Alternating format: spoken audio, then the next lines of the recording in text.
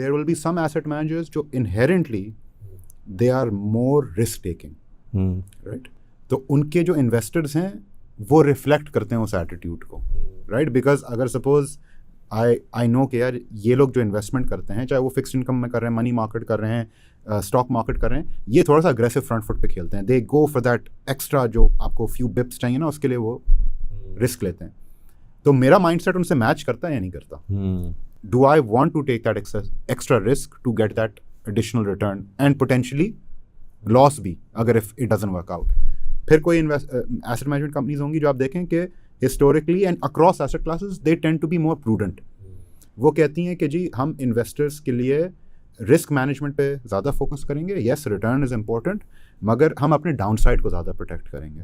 तो उनके अंदर फिर आपको वेरिएशन थोड़ी सी कम नज़र आएगी। तो if you are more incline towards that, तो आप उसके साथ जाएं। तो आपको आप अगर थोड़ी सी जब when you start looking into it और आप लोगों की हिस्ट्री देखेंगे, फंड्स की हिस्ट्री देखेंगे, कंपनीज की हिस्ट्री देखेंगे, तो आपको खुद ही आइडिया होना शुरू हो जाएगा कि अच्छा यार ये एसेट मैनेजर, इसकी जब मैं एलोकेशंस देखता हूँ, इसकी फ़ंड की जो वॉलेटिलिटी है कि किसी महीने ऊपर किसी साल नीचे, ये ज़्यादा रिस्क, राइट? तो मे बी मैं भी उसी माइंड सेट का हूँ, राइट, कि आई लाइक हाई रिस्क, तो मैं उसके साथ फिट हूँ।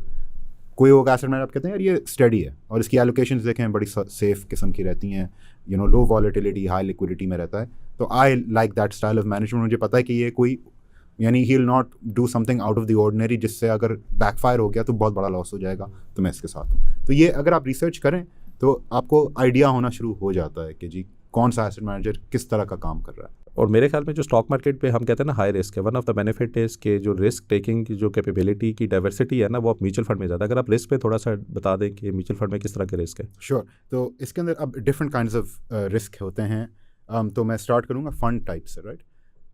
एक स्पेक्ट्रम है from very low to high हमारी इंडस्ट्री के अंदर। तो अगर मैं उनको आइडेंटिफाई करूँ बाय कैटेगरी, तो वेरी लो एंड लो के अंदर जनरली जो फंड्स शुमार होते हैं वो मनी मार्केट फंड्स होते हैं। और वो इसलिए होते हैं वेरी लो या लो में बिकॉज वो प्राइमरली उनकी जो इन्वेस्टमेंट होती है वो या तो बैंक डिपॉजिट में होती है, वो भी हाई क्वालिटी बैंक के अंदर, वो उसकी AA क्रेडिट क्वालिटी रेटिंग की एक लिमिट होती है, उससे नीचे आप कर नहीं सकते। तो पाकिस्तान के जो सबसे बड़े बैंक्स हैं उसके अंदर या तो वो डिपॉजिट दे रहा है या वो गवर्नमेंट के जो ट्रेजरी बिल्स हैं उनके अंदर इन्वेस्टमेंट कर रहा है। तो इसलिए उसको लो रिस्क या वेरी लो रिस्क की कैटेगराइजेशन दी जाती है बिकॉज उसके अंदर कैपिटल या सरमाया की लॉस का रिस्क जो है मिनिमल होता है। बिकॉज आप ये नहीं इन ऑर्डिनरी सर्कमस्टांसेस आजकल वैसे लोग उसके ऊपर भी स्पेकुलेट करें कि गवर्नमेंट डिफ़ॉल्ट करेगी एटलीस्ट अपने लोकल डेट के ऊपर, जो रुपया वाला जो उसका डेट है। तो ये मनी मार्केट फंड्स होता है। उससे आप थोड़ा सा ऊपर चलें, जो मीडियम रिस्क में जिसको हम क्लासिफाई करते हैं वो होते हैं income funds. Income funds basically money market fund का लॉन्ग टर्म वर्जन होता है। तो money market fund generally short term में कर रहे होते हैं, अप टू 3 to 6 months की इन्वेस्टमेंट वो कर रहे होते हैं। इनकम फंड्स के अंदर एबिलिटी होती है कि वो थोड़ा सा लॉन्गर टर्म एक्सपोजर ले सकते हैं, कि जी वो फिर गवर्नमेंट के इशूड PIBs जिनको हम कहते हैं, पाकिस्तान इन्वेस्टमेंट बॉन्ड्स, जो इशू होते हैं 3 years 5 years 10 years के लिए, वो कॉर्पोरेट डेट में भी इन्वेस्टमेंट करते हैं, जिसको ये बेसिकली होती हैं इंस्ट्रूमेंट्स होती हैं कि जैसे गवर्नमेंट अपना डेट रेस करती है ट्रेजरी बिल और बॉन्ड के थ्रू, कंपनीज भी डेट रेस करती हैं कि वो बोरोइंग करती हैं। एक तो बोरोइंग होती है कि जो वो बैंक से जाके बोरो करती हैं डायरेक्ट, एक वो बोरोइंग होती है जो वो मार्केट से करती हैं। मार्केट के थ्रू जब वो बोरोइंग करती हैं आके, तो वो इंस्ट्रूमेंट्स इशू करती हैं जिनको हम या तो TFC कहते हैं, टर्म फाइनेंस सर्टिफिकेट, या वो उसका इस्लामिक वर्जन वो सकूक्स इशू करती हैं। ठीक है जी। तो अगर आप मार्केट में जाएं आज, तो यू विल सी के देयर आर मैनी कंपनीज जिन्होंने अपने इस तरह के इंस्ट्रूमेंट्स इशू किए हुए हैं। आपके बड़े बड़े बैंक्स ने सब ने TFCs इशू किए हुए हैं, HBL UBL एक्सेट्रा ने, ठीक है ना, bank Al Falah you know etcetera, जो आपके इस्लामिक साइड पे हैं उन्होंने सकूक्स इशू किए हुए हैं जो इस्लामिक बैंक्स हैं। तो you will find different kinds of. So what is the risk in this? Money market में क्या रिस्क होगा आपका? ये जो दूसरे वाला इनकम फंड के अंदर मेजरली 2 रिस्क होंगे। एक तो बिकॉज आई सेड कि ये लॉन्ग टर्म कर सकते हैं, तो उसके अंदर इंटरेस्ट रेट रिस्क आ जाता है कि सपोज आपके पास ऐसा एक पोर्टफोलियो है या इनकम फंड है जिसने सपोज जब इंटरेस्ट रेट 7-8% थे 2021 में, सपोज उसका उस टाइम पे व्यू था कि नहीं ये तो इंटरेस्ट रेट यहीं पे रहेंगे, यहाँ से गिर जाएंगे फॉर वट एवर रीज़न, और उसने सपोज 10 year के एक्सपोजर्स अपने लॉक कर दिए उस टाइम पे। अब वहाँ से हमने देखा कि इंटरेस्ट रेट पिछले 1.5-2 साल में वो 7% से 22% के हो गए, उसने अपने आप को 10% पर लॉक कर लिया। तो ज़ाहिर है अब उसके जो इन्वेस्टर्स हैं उनको नुकसान हो गया, राइट? तो ये तो इंटरेस्ट रेट रिस्क हो गया। इसको आप बेनिफिट कैसे कर सकते हैं कि फॉर एग्जांपल आप फंड मैनेजर को देखें और उस फंड को देखें कि उसने डिफरेंट इंटरेस्ट रेट साइकिल में किस तरह प्ले किया। क्या उसने अपने आप को टाइम किया इन द सेंस कि जब इंटरेस्ट रेट पीक पे थे तो उस टाइम पे लॉन्ग टर्म लॉक किए, और जब इंटरेस्ट रेट अपने लो पे थे उस टाइम पे उसने क्या कहते हैं अपने आप को लिक्विड रखा। तो इसके अंदर आपके पास एक तो आप फंड की एलोकेशन देखें कि जी फॉर एग्जांपल अगर आप आजकल के ज़माने में आप कह रहे हैं, सपोज़ आपका व्यू है कि जी यहाँ पे इंटरेस्ट रेट जो 22% है ये शायद थोड़े से और बढ़ेंगे, 2023 में सपोज़ मैं समझता हूँ पीक है, अब 24-25 में ये गिरना शुरू होंगे, तो फिर मुझे क्या करना चाहिए, मुझे ऐसे इनकम फंड में जाना चाहिए वन जिसके अंदर लॉन्ग टर्म एक्सपोजर ज़्यादा है और फिक्स्ड रेट एक्सपोजर ज़्यादा है। इसका क्या मतलब है, तो अगर आप देखेंगे, आप उसकी जब रिपोर्ट खोलेंगे तो उसके अंदर अगर PIB पाकिस्तान इन्वेस्टमेंट बॉन्ड्स का एक्सपोजर अच्छा बड़ा है तो उसका मतलब है कि उसने लॉन्गर टर्म एक्सपोजर लिया हुआ है।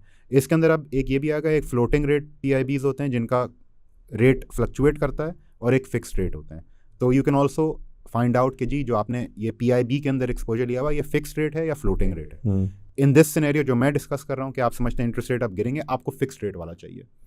दी अदर थिंग आप जो देखेंगे, जो आपको इवन अगर सपोज आपको नहीं पता कि जी ये फिक्स्ड है या फ्लोटिंग है, उसके अंदर एक और चीज़ फंड मैनेजर रिपोर्ट में दी जाती है जिसको हम वैम कहते हैं, WAM, वेटेड एवरेज मैच्योरिटी। इसका मतलब है कि फ़ंड की जो ड्यूरेशन ऑफ इन्वेस्टमेंट जो उसने पोर्टफोलियो बनाया हुआ है उसकी मैच्योरिटी प्रोफाइल क्या है, वो इन डेज़ या वीक्स या मंथ्स या ईयर्स में वो रिपोर्ट होती है। वो फंड मैनेजर रिपोर्ट में हर महीने आती है। तो if you want a fund जिसने fixed rate long term exposure लिया हुआ है, बिकॉज मेरा व्यू है कि इंटरेस्ट रेट गिरेंगे, तो आई वांट जिसने अपना रेट लॉक किया हुआ है लंबे अरसे के लिए हाई पे, तो मैं जो वैम है WAM को मैं चाहूँगा कि उसकी लंबी हो, कि 1 ईयर 3 ईयर्स 5 ईयर्स जितनी भी वो मैक्सिमम कर सकता है वो हो। तो जब मैं इनकम फंड्स को देख रहा हूँ और मेरी स्ट्रैटेजी है जी इंटरेस्ट रेट गिरने वाले हैं, तो मैं उन फंड्स को देखूंगा कि जिसकी सबसे ज़्यादा हाई वैम होगी, राइट, कि because I want long term exposure. Now on the opposite side कि इंटरेस्ट रेट सपोज 6% पे, आपका व्यू है कि यार हालात अच्छे नहीं है, ये बढ़ेंगे, राइट, अब 10 हो जाएंगे 15 हो जाएंगे, व्हाटएवर योर व्यू। फिर अगर आप इनकम फंड में एक्सपोजर ले रहे हैं, फिर आप उस टाइम पे देखेंगे कि वैम जिसकी सबसे कम है, जो सबसे ज़्यादा लिक्विड है, शॉर्ट टर्म है, बिकॉज यहाँ से रेट बढ़ेंगे तो लॉक नहीं करना अपने आप को। तो इस तरह की ये बेसिक थोड़ी सी स्ट्रैटेजी। और as an investor you can make loss as well in income fund if for example if you invest today और कल को गिर जाते हैं तो आपको लॉस ही होगा पोटेंशियली। इसके अंदर क्या चीज़ एक वर्क करती है जो इन्वेस्टर्स को शायद समझनी चाहिए, इसके जो इंटरेस्ट रेट और जो हमने ये जो इन्वेस्टमेंट्स करी हुई हैं इनकी ऑपोजिट रिलेशनशिप होती है। कि सपोज़ मैंने ट्रेजरी बिल या पाकिस्तान इन्वेस्टमेंट बॉन्ड या जो मैं ये TFC कह रहा हूँ या सकूक मैंने लिए, मैं इंटरेस्ट रेट जब ऊपर जाएंगे इनकी प्राइसेस नीचे आएंगी, इन्वर्स रिलेशनशिप। जब इंटरेस्ट रेट नीचे जाएंगे इनकी प्राइसेस ऊपर जाएंगी, राइट। तो वहाँ पे आपको लॉस या गेन हो सकता है कि फॉर एग्जांपल अगर इंटरेस्ट रेट 6% थे और मेरे पास 10 साल के बॉन्ड पड़े हुए हैं फिक्स्ड, इंटरेस्ट रेट 6% से 12% के हो गए, तो मेरा जो 10 साल का जो बॉन्ड की जो प्राइस है वो गिर जाएगी, मेरे इन्वेस्टर्स को लॉस हो जाएगा, राइट, एटलीस्ट टेम्परेरली लॉस हो जाएगा। वो मार्क टू मार्केट लॉस हम उसको कहते हैं। मैच्योरिटी पे उसको 100 रुपये ही मिलने हैं गवर्नमेंट से, मगर इंटरम पीरियड में उसको मार्क टू मार्केट लॉस होगा। और हाउ इट्स बीन, यानी कि मैंने अगर 1000 रुपये के इनकम फंड तब लिए हुए थे जब वो 6% के ऊपर इंटरेस्ट रेट था, और मेरे जो 1000 रुपया होगा अगर वो 12 पे चला जाता है उसकी वैल्यू गिर जाएगी उस टाइम पे। अगर मैं टेम्परेरली हो सकता है कि उसकी वैल्यू गिर जाए, वो रिकवर कर जाती है वैसे लिक्विड, यानी मैं विड्रॉ कर सकता हूँ। बिल्कुल बेशक शायद लॉस पे करूँगा लेकिन विड्रॉ कर सकता हूँ। मगर इवन आई वुड से कि unless of course fund manager ने बहुत ही बुरा मैनेज किया हुआ अपना फंड, वो जनरली अगर लॉस भी होगा प्रॉब्ली टेम्परेरी होगा, मे बी 1-8 महीने आपको लॉस शायद नज़र आए मगर फिर वो रिकवर होना शुरू हो जाएगा। The other thing to understand, तो इनकम फंड्स आपके मीडियम रिस्क होगा। इसके अंदर दूसरा जो तरीक़ेकार है, हमने इंटरेस्ट रेट रिस्क की बात करी है ना कि जी जब साइकिल ऊपर नीचे हो रहा है आप किस तरह उसको मैनेज करें। दी other thing is credit risk. Credit risk क्या होता है कि जी मैंने एक्सपोजर लिया हुआ है ऐसी कंपनी में या उसके इंस्ट्रूमेंट में जो डिफ़ॉल्ट कर गई, जिसका दिवालिया हो गया, या फॉर वॉट एवर रीज़न वो अपने लेंडर्स को पेमेंट अब नहीं कर पा रही। ऑफन टाइम्स जब मुल्क के हालात ख़राब होते हैं, लाइक मैक्रो साइड पे कि जी डिप्रिसिएशन है, महंगाई है, इंटरेस्ट रेट्स हाई हैं, तो जो क्रेडिट क्वालिटी है कंपनीज़ की वो अंडर स्ट्रेस आ जाती है, वो दबाव में आती है। तो आप जब इनकम फंड्स में इन्वेस्ट भी करें तो ये आपको अवेयरनेस होनी चाहिए कि उसके अंदर क्रेडिट रिस्क भी होता है। दैट्स वाई वो मीडियम में कैटेगराइज होते हैं। जनरली डिफ़ॉल्ट नहीं होनी चाहिए, मगर कभी कभी होती हैं कि जी कोई पेमेंट आपकी जैसे 2008 was a very good example कि जी जब वहाँ पे जब ग्लोबल फाइनेंशियल क्राइसिस आया था और फिर पाकिस्तान में भी बहुत क्राइसिस आया था फ्रॉम एन इकोनॉमिक पर्सपेक्टिव। उस टाइम पे जो हमारी करंट फाइनेंस मिनिस्टर हैं, उस टाइम पे वो स्टेट बैंक गवर्नर होती थी उस टाइम पे, शमशाद अख्तर साहिबा। उस टाइम पे इंटरेस्ट रेट स्पीक किए थे 15% पे, जो हम उस टाइम पे समझते थे तो बहुत ज़्यादा है, आसमान अब गिर कम रहा लग रहे है ना। हैं। अब तो हम कह रहे हैं यार 15% काश हो जाए। हाँ, तो उस टाइम पे उन्होंने रेट्स 15% किए थे एंड मल्टीपल कंपनीज डिफ़ॉल्ट हुई थी। मैं उनके नाम नहीं लूँगा, मगर देर ऑल पब्लिकली लिस्टेड, अभी भी काम कर रही हैं वो कंपनीज। दे डिफ़ॉल्टेड, बड़े बड़े 8-8, 10-10 अरब रुपए के सकूक्स उन्होंने इशू किए हुए थे मार्केट में डिफ़ॉल्ट। और उसमें क्या होता है वैसे जब डिफ़ॉल्ट होता है तो डिफ़ॉल्ट में फिर आप रिस्ट्रक्चरिंग में जाते हैं, राइट। तो उसके अंदर ये जो मनी मार्केट फंड जो आज जो जिनकी हम बात करते हैं ना, ये उस जो डिफ़ॉल्ट जो सिनेरियो 2008 में हमने देखा था ना, ये बने ही वहाँ से थे। अच्छा, ये बेसिकली क्रिएट ही उस इन्वायरमेंट में हुए थे, बिकॉज लोगों ने इनकम फंड्स में उस टाइम पे लॉसेस देखे थे। तो फिर ये मनी मार्केट फंड इजाद हुआ था कि ये लो रिस्क चीज़ है, लिक्विड चीज़ है, इसके अंदर इन्वेस्ट करें। इसके अंदर credit risk minimal, interest rate risk minimal, short term होता है, गवर्नमेंट के हाई क्वालिटी में इन्वेस्ट करता है। तो ये इनकम फंड से हमने इसको लो रिस्क में एक अलग हमने फंड लॉन्च कर। और इनकम फंड से अगर मैंने बेनिफिट लेना हो और अगर थोड़ा सा मुझे मैक्रो का समझ है और मुझे समझ आ रही है यार ये पीक आउट हो रहे हैं, फॉर एग्जांपल इंटरेस्ट रेट यहाँ से, so I need to take exposure in the income fund. अगर वो जब नीचे गिरेगी और गिरना स्टार्ट होगी, ऑटोमेटिकली आपको गेन्स होना स्टार्ट होंगे। गेन्स आना शुरू होंगे, बिल्कुल आपको आएंगे। तो आई वुड से कि फॉर एग्जांपल राइट नाउ अगर आप इन्वेस्टर हैं, आई वुड से कि most investors these days money market fund में होंगे। And that from a strategy perspective you can not argue with that कि जी रेट इतनी जल्दी से बढ़ रहे हैं, स्टॉक मार्केट इज़ अनसर्टन, हालात is uncertain, money market fund safest investment, ठीक है जी। मगर वो time probably in the next 3 to 6 months आएगा जब वो पीक आउट हो रहे हैं कि जब ये रेट सब, जैसे अभी भी इस महीने हमारी एक मॉनेटरी पॉलिसी है 14 सितंबर, बड़ी स्पेकुलेशन है कि जी रेट 22 से 25 हो जाएंगे। अब वो होते नहीं होते वो तो हमें उस दिन पता चलेगा। मगर ये एक शायद आप ध्यान बना लें कि अगले शायद 2023 में शायद आपका रेट पीक आउट हो जाएगा। एज एन इन्वेस्टर आपको क्या करना चाहिए, अगर आपको मनी मार्केट फंड में आपने पैसे डाले हुए हैं, तो आपको जब लगे कि यार ये इंटरेस्ट रेट अब यहाँ से आगे बढ़ने के चांसेस अब बहुत कम हो गए हैं, तो आप उसको शिफ्ट करना शुरू करें to income fund, low risk की कैटेगरी के अंदर। बिल्कुल। तो आप मनी मार्केट से आप कहें कि जी अब रेट पीक हो गए, मैंने मनी मार्केट में वो पूरी अप साइड देख ली है इंटरेस्ट रेट की, अब रेट जो है स्टेबलाइज होकर जब गिरेंगे नेक्स्ट ईयर 2024 में, तो फिर मेरी एलोकेशन इनकम फंड्स में होनी चाहिए। और अगर मैं इसको ज़रा प्ले आउट करूं कि मैंने आज 1 लाख रुपए मनी मार्केट में रखे हुए हैं विद दिस पर्सपेक्टिव कि मुझे 20% का रिटर्न मिल रहा है, एंड लेट्स से मुझे लगता है कि यार 2023 में ये पीक आउट हो जाएंगे, so I move that 100K for example 100K into money market. और अगर मैं कहता हूँ हाँ इनकम फंड, और इनकम फंड में अगर फॉर एग्जांपल हमें लगता है कि पीक जो था जब हम मूव हो रहे थे 21 पे ही था और वो ऑटोमेटिकली पहले 19 पे गया, so what is the impact of 21 to 19 का उस in that money market fund? तो उसके अंदर देखें आपको मनी मार्केट फंड्स में भी फ़ायदा होगा, मगर इतना फ़ायदा नहीं होगा बिकॉज वो शॉर्ट टर्म में होगा। ठीक है, और इनकम फंड में उसका क्या इम्पैक्ट होगा? इट डिपेंड्स कि उसने किस तरह के इंस्ट्रूमेंट्स लिए हैं, और जितना उसने लंबे लिए हुए होंगे इंस्ट्रूमेंट्स, वैम की बात जो आप कर रहे थे, जितनी उसकी वैम लंबी होगी उसको इतना ही फ़ायदा होगा। तो इवन मुझे याद है कि जब हमने प्रीवियस साइकिल्स देखी हैं, जैसे 2019 में रेट बढ़े थे,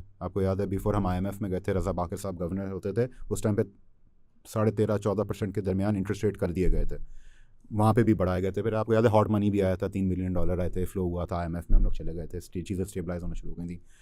फिर क्या हुआ था, फिर कोविड आया और कोविड में नीचे चला और गया, कोविड में रेट वो जो 13-14% का था वो आधा हो गया था, हाँ। 6% पे आ गया था। तो उस वक्त अगर आप इनकम से मनी में जाते तो आपको प्रॉफिट होता? नहीं, मनी से इनकम, मनी से इनकम, बिल्कुल, मनी से इनकम में तो जाते। उस टाइम पे जिन्होंने फॉर एग्जांपल 13-14% पे अपने आप को लॉक कर लिया था, फिर जब रेट्स एकदम से गिरे तो उनको गेन्स बड़े लंबे आए। तो फॉर एग्जांपल आजकल तो मैं वही कहता हूँ कि रेट्स इतने ज़्यादा बढ़ गए हैं कि आपको शायद रिटर्न भी आप कहते हैं यार ये तो ऐसा फालतू सा रिटर्न, मगर उस टाइम पे मुझे याद है कि जो 13-14% के रेट जब वो टूटे थे, तो उस साल जिन फंड्स ने अच्छी पोजीशनिंग करी हुई थी तो उन्होंने 20-25% का रिटर्न भी दिया था इन रेट इन्वायरमेंट जहाँ 13 से वो 6 पे गए थे, उन्होंने मगर रिटर्न 20-25% का दिया था। अब ज़ाहिर हमारा रेट इन्वायरमेंट अब 22%। अच्छा, यहाँ पे फिर जो आप आखिर में डिस्कस करेंगे, जो ही रेट गिरते हैं ना तो स्टॉक मार्केट के फंड बेहतर परफॉर्म कर लेते हैं, तो शायद वो आपको ना इनकम फंड का इम्पैक्ट समझ ही नहीं आता, क्योंकि हमें लगता है यार हाई रिस्क वाला ज़्यादा अच्छा परफॉर्म कर गया। लेकिन अगर आप सॉर्ट ऑफ रिस्क उसको देखना चाह रहे हैं तो this could be another play as well. ठीक हो गया, बेहतरीन हो गया, ये तो मेरे लिए भी काफ़ी लर्निंग है नई तरह की ये। और सॉरी जो जस्ट टू कंप्लीट, बिकॉज हम इनकम फंड्स में ही फंस गए कि कैटेगरी हम जो बात कर रहे थे, और हाई रिस्क कैटेगरी जो आपकी आती है वो बेसिकली स्टॉक मार्केट फंड्स होते हैं, जिनको हम इक्विटी फंड्स हम कहते हैं। तो वो स्टॉक मार्केट में इन्वेस्ट करते हैं, उसकी हाईएस्ट रिस्क कैटेगराइजेशन होती है बिकॉज उसके अंदर कैपिटल लॉस का चांस होता है।